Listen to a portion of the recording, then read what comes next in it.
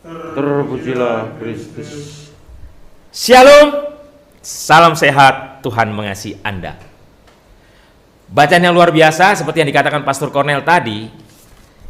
Wow, pengalaman iman Yeremia. Bahkan sahabatnya, teman sendiri mau menyerang dia. Tadi Pastor Cornel juga bicara hal yang bagus sekali mengenai perjuangan untuk mencapai kasih Allah, kemuliaan Allah. Saya ingat sekali pembimbing saya, dosen di Italia waktu saya belajar di Roma dulu, selalu mengulang dua frase kalimat bahasa Italia yang bagus sekali. Nanti saya terjemahkan untuk Anda. Non fermarti quando sei stanco, fermati quando hai finito. Le strade difficili spesso portano alle destinazioni più belle. Wow, bagus sekali saudara-saudara. Jangan berhenti di saat kamu lelah. Berhentilah saat kamu selesai. Jalan yang sulit seringkali mengarahkan kita kepada tempat yang indah. Oh, so sweet. Jangan berhenti pada saat Anda lelah. Berhentilah kalau sudah selesai. Setuju ya? Jangan berhenti. Jadi kalau capek, aduh capek, jangan berhenti. Terus berusaha, terus berjuang, seperti kata Pastor Cornel tadi. Nah, tapi yang luar biasa, berhentilah saat kamu selesai. Fermati quando hai finito, finish. Jadi finito, finish in English, finito dalam bahasa Itali. Berhentilah pada saat selesai. Le strade difficili, setelah itu jalan. Le strade difficili, jalan yang sulit. Spesso portano alle destinazioni più belle. Belle itu indah. Wow, la vita è bella. Hidup itu indah. Nah, jalan yang sulit sering mengarahkan kita kepada tempat yang indah. Terbukti kalau Anda pernah naik gunung, saya pernah naik gunung. Dulu saya pernah naik gunung. Mendaki gunung. Wah, capek kita berjuang. Capek.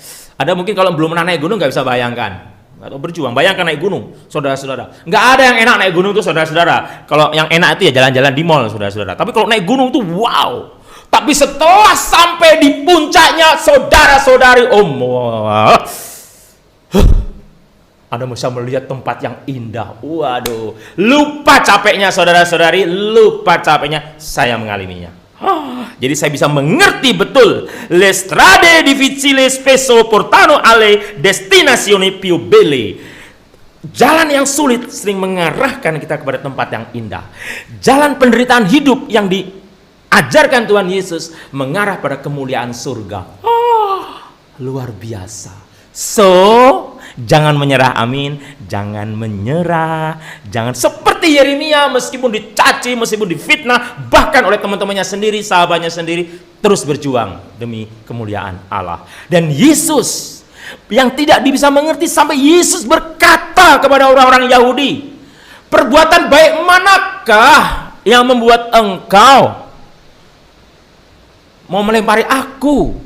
Wah, tapi karena orang Yahudi itu sudah sirik, sudah iri, sudah benci dengan Yesus, cari-cari alasan, bukan karena perbuatan baik, karena engkau menyebut dirimu Allah, dan lain sebagainya. Yesus mengatakan, lihat kitab Tauratmu, di situ sudah dikatakan mengenai aku, katakanlah demikian.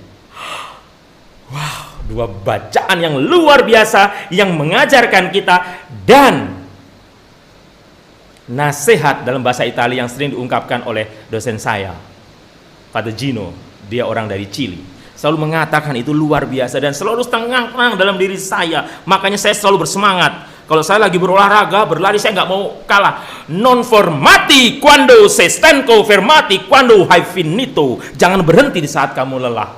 Berhentilah kalau sudah selesai. Tapi kita banyak belum sudah menyerah. Ya capek, kerubluk, capek, ngantuk dan lain sebagainya. Jangan berhenti saudara-saudariku pada saat Anda lelah. Berhentilah pada saat sudah selesai. Demikian dalam kehidupan. Jangan berhenti berbuat baik seperti Yesus berbuat baik, bahkan meskipun Anda dimusuhi, Anda tidak dimengerti. Saudara-saudari, meskipun Anda berbuat baik, belum tentu semua orang itu mendukung Anda. Bayangkan, berbuat baik saja ada yang memusuhi, apalagi berbuat tidak baik, saudara-saudari. Tapi teruslah berbuat baik. Teruslah berbuat baik, teruslah mengasihi, teruslah membagikan rahmat rezeki yang dari Tuhan. Anda mendapat dengan cuma-cuma, bagilah itu dengan cuma-cuma. Amin, saudara-saudari. Dan inilah perjuangan kita. Perjuangan kita bersama, saudara-saudari. Saudara-saudari yang terkasih, Satu lagi ungkapan yang saya suka sekali, saudara-saudara. Ungkapan yang menguatkan saya pribadi. Dan ini mengajarkan saya, kalau Anda mengikuti renungan khotbah-khotbah saya selalu mengajarkan Anda harus berpikir positif bahkan di situasi negatif. Itu dalam ungkapan bahasa Italinya juga ada. Mohon maaf, saya bukan bergaya Itali, tapi saya mengambil inspirasi dari situ. Mohon maaf, bukan saya bergaya bahasa Itali. Una mente negativa non ti darà mai una vita positiva. Pikiran negatif tak akan pernah memberimu kehidupan yang positif. Jadi saudara-saudari, benar yang saya katakan. Mengapa saya tadi berkata berbuat baik seperti Tuhan Yesus selalu berbuat baik meskipun ditanggapi negatif? Tadi, una mente negativa non ti darà mai una vita positiva. Pikiran negatif tak akan pernah memberimu kehidupan yang positif. So, jadi dalam kehidupan sehari-hari, kalau Anda berpikir negatif, tidak akan memberikan hal yang positif. Mengapa sampai hari ini, saudara-saudari, saya tidak pernah memforward berita-berita negatif? Tidak akan pernah. Dari handphone saya, kalau Anda yang mengenal saya, ada berita negatif. Tidak ada. Karena apa? Untuk apa? Untuk apa kita menyebarkan berita-berita negatif, bahkan meskipun itu penting? Saudara-saudara, meskipun itu penting. Loh, kok bisa? Saudara-saudari, berita-berita negatif itu sudah terlalu sering. Apapun. Kita mudah sekali dan suka sekali. Makanya saya heran. Suka sekali orang itu menyebarkan berita perpecahan, berita pro dan kontra. Bahkan, mohon maaf, nggak menyindir siapa-siapa. Romo juga ada yang memberikan pro dan kontra. Capek deh. Iya, untuk apa gitu loh? Untuk hebat, untuk tenar. Untuk apa? Saya sendiri tidak mencari ketenaran, saudara-saudari. Buat apa mencari ketenaran? Mengapa cari muka? Wong kita sudah punya muka toh. Buat apa gitu loh? Ini yang penting, saudara-saudara yang terkasih, yaitu apa? Berbuat baik. Semua baik, semua baik. Kata kuncinya, apa yang telah kau perbuat di dalam hidupku, semua itu baik, saudara-saudara. Semua baik, sungguh teramat baik. Dan kata kuncinya, kau jadikan hidupku berarti. Tuhan menjadikan hidup Anda berarti, saudara-saudari. Itulah perjuangan Anda, perjuangan saya di masa Prapaskah ini. Benar, tadi kata Pastor Cornel tadi, kita semakin mendekati pekan suci dan bacaan-bacaan semakin mengarahkan kita kepada persiapan sungguh-sungguh kita menyambut Hari Raya Paskah. Ini luar biasa, saudara-saudari yang terkasih. Kita siap-siap masuk, dan kalau Anda merenungkan kisah sengsara, mulai dari Kamis Putih, mulai dari Jumat Agung, Anda dapat mendapatkan cerita-cerita bagaimana Yesus mengalami penderitaan salib, mengalami penolakan, mengalami pengkhianatan, mengalami ditinggalkan oleh murid-muridnya, mengalami sakit yang luar biasa diderita salib. Yesus benar-benar saudara-saudara, benar-benar non fermarti quando sei stanco, fermati quando hai finito. Tidak berhenti pada saat lelah. Anda bisa bayangkan waktu Yesus memanggul salib, hello. Kemudian pada di tengah-tengah, waktu pemberhentian pertama, waktu Yesus jatuh itu, Tuhan, please deh, capek. Bujur, bahasa orang Banjar, bujur, capek banar. Uyuh, orang Banjar bilang. Tapi kalau uyuh orang Jawa artinya, maksudnya capek bener gitu loh. Capek tuh, aduh Bapak capek deh, udahlah capek. Apa Yesus seperti itu? Tidak. Yesus benar-benar, saudara-saudara, hai finito, sampai selesai, finito, sampai selesai. Saudara-saudara, ini sebenarnya pelajaran untuk Anda dan saya, untuk berusaha berpikir positif, bahkan di situasi negatif, untuk meneruskan perjalanan, bahkan itu sakit, bahkan berdarah-darah, bersakit-sakit.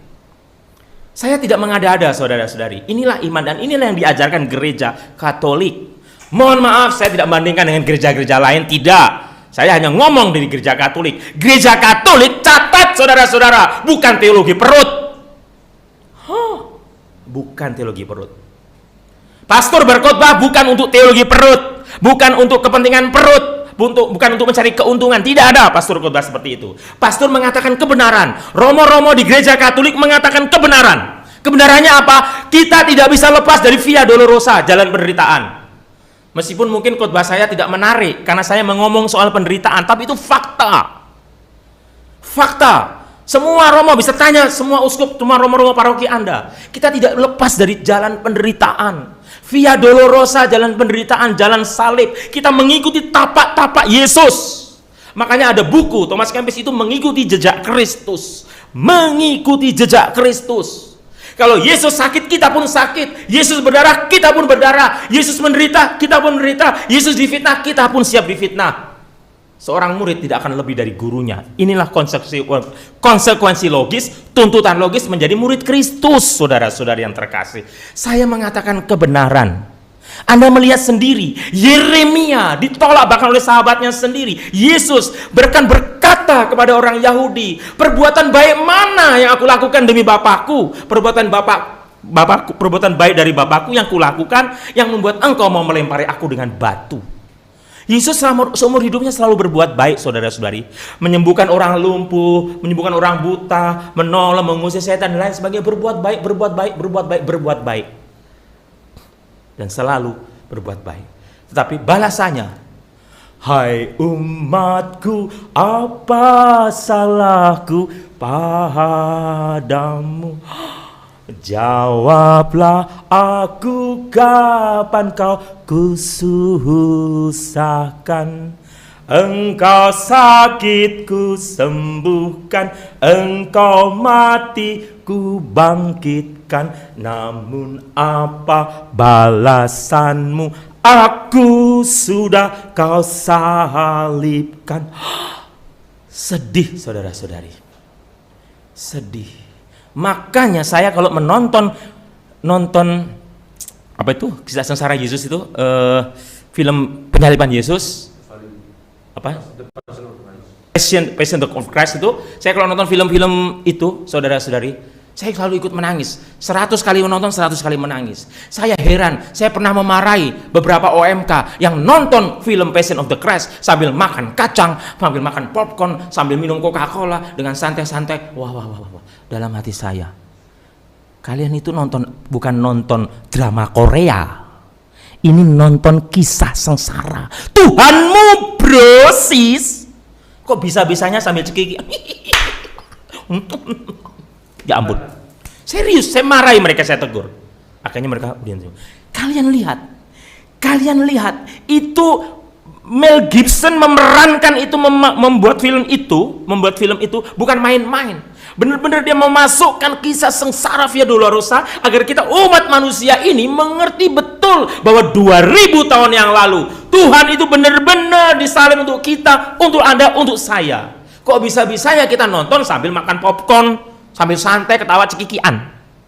Berempatilah dengan Tuhan Yesus. Kita sendiri tidak mengalami. Pada Yesus saat dipaku, coba tekan, itu sakit, saudara-saudara. Paku itu menancap di telapak tangan. Pada saat Yesus dicambuk, waktu dicambuki, dipukuli, rasakan itu. Saya mengatakan kepada anak-anak muda itu, saudara-saudari yang terkasih, untuk menutup renungan ini saya hanya mau mengatakan kepada Anda, berjuanglah terus, saudara-saudari. Hidup belum selesai. Kalau Anda sakit, kalau Anda menderita, kalau Anda susah, saya mau mengatakan kebalikannya dengan kata-kata orang. Bersyukurlah dengan penderitaan Anda. Amin, saudaraku. Bersyukurlah dengan kesulitan Anda, bahkan bersyukurlah dengan utang-utang Anda, bersyukurlah dengan masalah Anda. Karena apa? Kalau Anda menerimanya dengan tulus, Anda ikut memanggul salib Kristus dan Anda mengikuti tapak kaki Yesus. Amin, saudara-saudari. Kalau Anda melakukannya itu dengan tulus, dan jangan ngomel, jangan bersungut-sungut, jangan menyalahkan Tuhan. Jalanilah itu step demi step. Romo-romo pun menderita, kami semua juga mengalami derita itu, dan kami jalani, saudara-saudari. Kami semua menjalaninya dengan bentuk kami sendiri, dengan gaya sendiri, dengan kehidupan kami. Jalanilah itu dan jangan pernah mengeluh. Pertanyaannya adalah sampai kapan? Sampai kapan derita itu? Sampai kita dipanggil Tuhan. Dan berkali-kali saya mau mengatakan kepada Anda. Berkali-kali saya mengatakan kepada Anda. Sampai kapan? Dan lagu ini tidak pernah saya bosan nyanyikan untuk Anda. Sampai akhir ku menutup mata, ku tetap setia menanti janjimu. Sampai kapan, Romo? Sampai akhir menutup mata. Sampai ku dapatkan mahkota kehidupanku, ku tetap setia untuk melayanimu. Inilah perjuangan kita. Hai finito dalam bahasa Italia, yang ada sampai selesai. Saudara-saudari yang terkasih, sampai selesai. Finish, in the end, sampai akhir. Jadi saudara-saudari, bagi orang Katolik, kemiskinan itu bukan kutukan, sakit itu bukan kutukan, bukan. Saudara-saudari yang terkasih, kalau Anda sakit, saya susah, saya menderita, jalani dengan penuh ketulusan, karena justru pada saat Anda menjalani dengan penuh ketulusan, itu persembahan kudus untuk Tuhan, saudara-saudari. Nah, tapi Romo, berarti kita hidup untuk sakit. Siapa bilang hidup untuk sakit? Bukan. Anda hidup untuk kemuliaan Tuhan. Kalau Anda kaya, Anda sukses, Anda punya uang banyak, Anda punya kekayaan banyak, puji Tuhan. Berarti Anda menerima lebih, Anda berkewajiban membagi itu. Karena tugas Anda telah menerima dengan cuma-cuma, Anda membagikan dengan cuma-cuma. Tetapi kalau Anda menerima sebaliknya, Anda menerima penderitaan, jalani penderitaan itu dengan mengatakan, terima kasih Tuhan, aku boleh memanggul salibmu. Sampai kapan Tuhan? Sampai kapan? Sampai aku menutup mata. Dan jangan minta mengurangi beban, tapi katakanlah, Tuhan, kuatkanlah bahuku untuk memanggul derita ini, kuatkanlah kakiku untuk menjalani derita ini, dan jangan mengatakan kurangilah bebanku. Jangan mengatakan kurangi beban, karena beban bagi Anda yang mungkin berat, bagi orang lain mungkin ringan. Anda harus melihat orang lain yang lebih menderita dari Anda. Mereka yang cacat, mereka yang menderita, mereka yang untuk makan 1 hari sekali aja susahnya minta ampun. Saudara-saudari, banyak orang menderita, banyak orang mengalami kesulitan. Kita harus berempati dengan mereka, kita harus berbela rasa dengan mereka, kita harus ikut bervia dolorosa dengan mereka, saudara-saudari. Jadi, kalau Anda mengalami penderitaan, jangan pernah mengeluh. Amin, saudara-saudariku. Ini pesan renungan untuk mempersiapkan masuk ke pekan suci. Siapkan diri Anda nanti pada saat kami mengadakan adorasi penyembahan pada sakramen Maha Kudus. Bawa derita Anda kepada Tuhan, bawa tangisan Anda kepada Tuhan, dan katakan, Tuhan, jangan ringankan bebanku, tapi kuatkanlah pundakku, kuatkanlah kakiku menapaki jalan penderitaan ini demi kemuliaan-Mu. Itu doa Anda, itu doa saya. Berkah dalam.